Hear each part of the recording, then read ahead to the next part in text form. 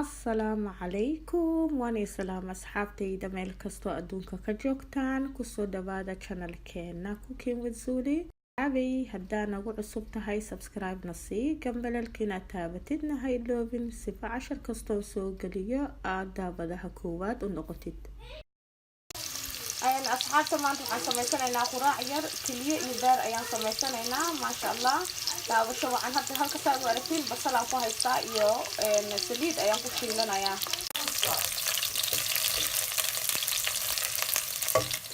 asxaabe kiliya ayaan u horeysiinayaa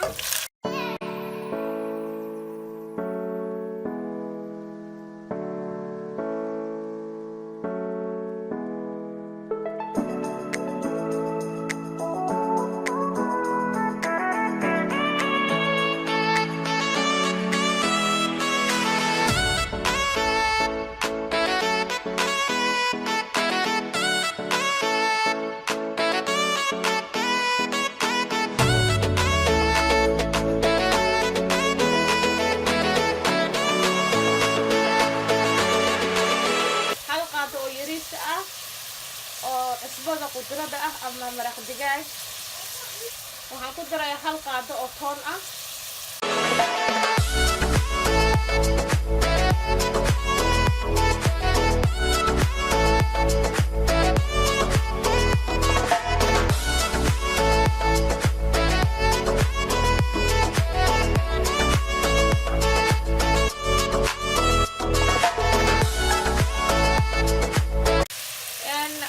asxaabi beerka ayaan ku darayaa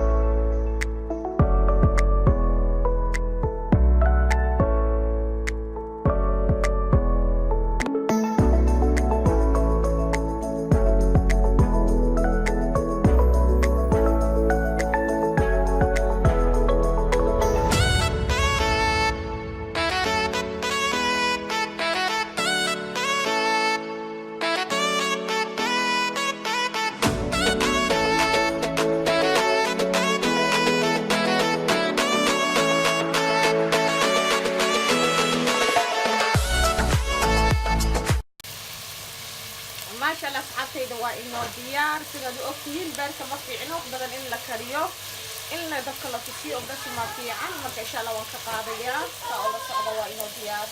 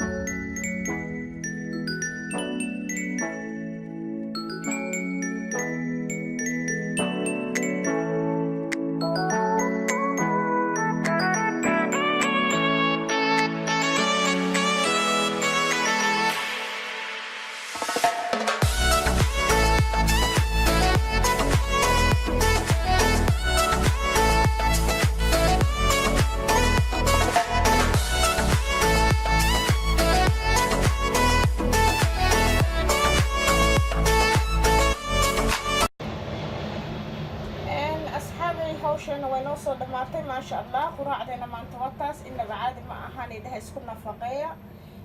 Canjeeradana wakaa waad aragteen sidaa quruxda badan ay kusoo baxday maasha allah.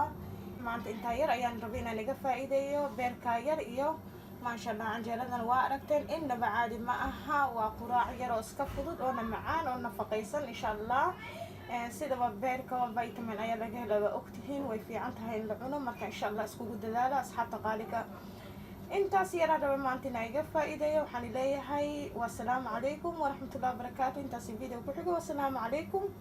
intaasi video ku xigo wassalaamu calaykum waraxmatullaahi wabarakaatu. fi amaanillah.